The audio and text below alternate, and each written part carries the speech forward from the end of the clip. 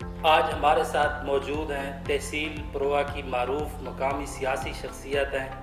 تحصیل پروا میں تحصیل ناظم رہ چکے ہیں اور ایک سیاسی گھرانے سے تعلق رکھتے ہیں۔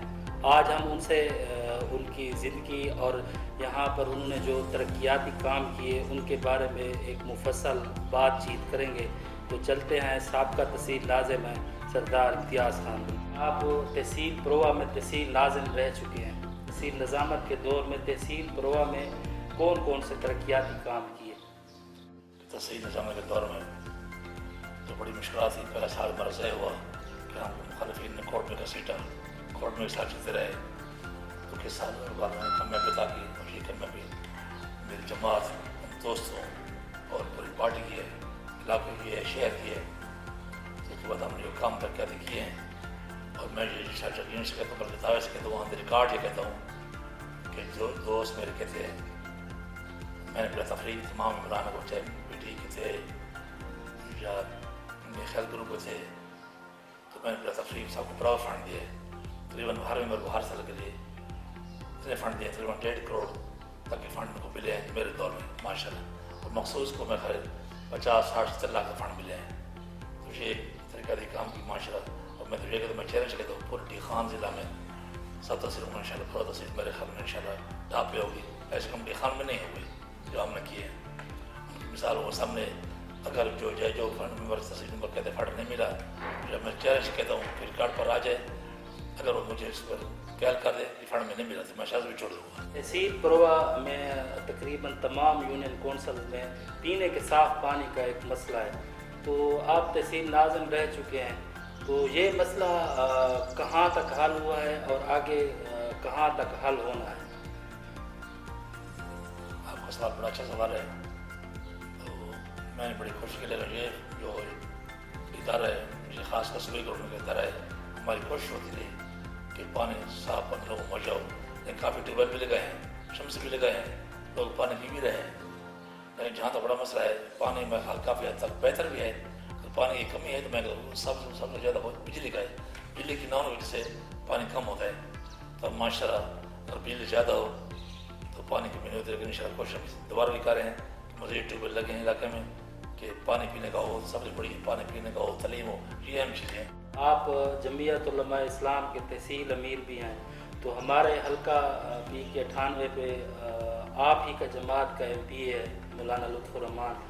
تو آپ یہ بتانا پسند فرمائیں گے کہ مولانا لطف الرحمان نے تحصیل پروا میں کون سے خاطر ترقیاتی کام کیے؟ بڑے لیڈر ہیں تھوڑا سے ماشاء اللہ، جو ترقیاتی کام تحصیل پروا میں کیے ہیں اس کی مثال نہیں ملتی۔ لوگ کہتے ہیں پسماندہ، میں نے تحصیل پروا سب سے بڑا مال ہے، اور یہ مخالفین کا پروپیگنڈا ہے کہ کوئی کام پیچھے نہیں کر رہے ہیں۔ یہ جو کام کر رہے ہیں میرے خیال میں اس میں سیر نہیں تھی۔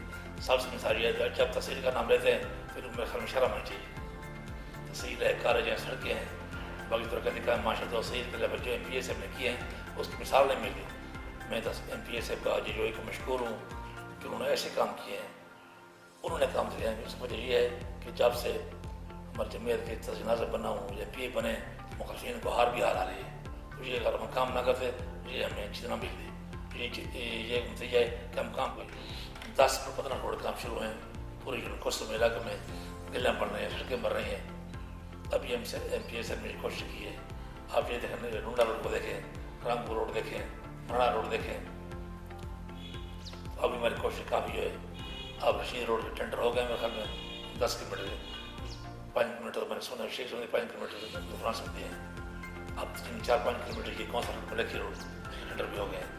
1 کلو میٹر میں چتوان روڈ کا ہے کہ ہمیں یہاں کالج بھی ہے، بازار بھی ہے، سہولت ہے، اس کے لیے ٹینڈر میرے خیال میں 1 کلو میٹر۔ بلدیاتی انتخابات آ رہے ہیں، تو آپ کا کیا ارادہ ہے؟ تحصیل نظامت پر آپ الیکشن لڑیں گے؟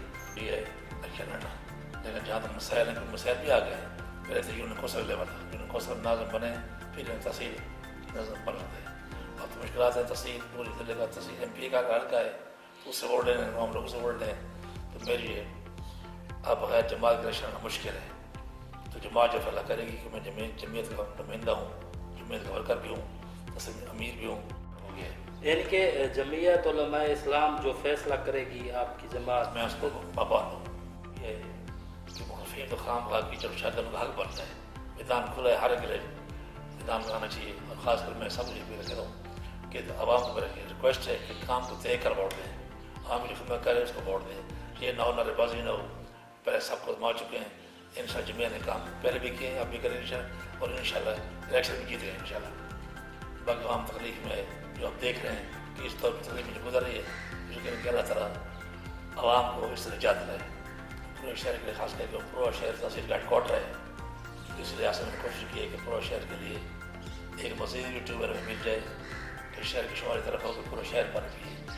اب ایک ٹیوب ویل ڈیمیج تھا وہ چالو ہو کے اب میرے خیال میں شہر میں پانی جاتا ہے. اور فلٹریشن پلانٹ ہم نے اپنے دور میں لگایا تھا, ٹینڈر بھی کیے تھے, کام بھی ہو گیا تھا. لیکن ٹیموں سے میری پرسوں بات ہوئی ہے. اب میں نے کل سننے کے میٹر لگا ہے ان شاء اللہ 4 دن وہ بھی چالو ہو جائے گا. یہ پورے شہر کے لیے خوشحالی ہے, ایک اچھا پیغام ہے کہ فلٹریشن پلانٹ چالو ہو جائے گا. سب شہر کے لوگ اس سے مستفید ہوں گے. پروا میں ایک تو نادرا دفتر نہیں ہے اور دوسرا پروا میں گرلز ڈگری کالج کی باتیں بھی سنائی دے رہی تھی کہ وہ منظور ہو چکا ہے. تو اس سلسلے میں آپ کچھ بتانا پسند کریں. اب اس سلسلے میں چند دن پہلے عثمان سے ہمارے بھی ہیں ان سے ملاقات جہاں پر ہوئی تھی ان سے میں سوال کیا تھا.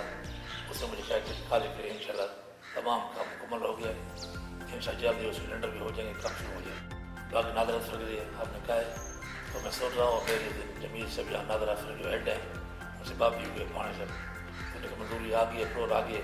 ان شاء اللہ مجھے امید ہے 1-2 دن بعد بھی آئی اس سے بعد ہی کھل جائے گا ان شاء اللہ.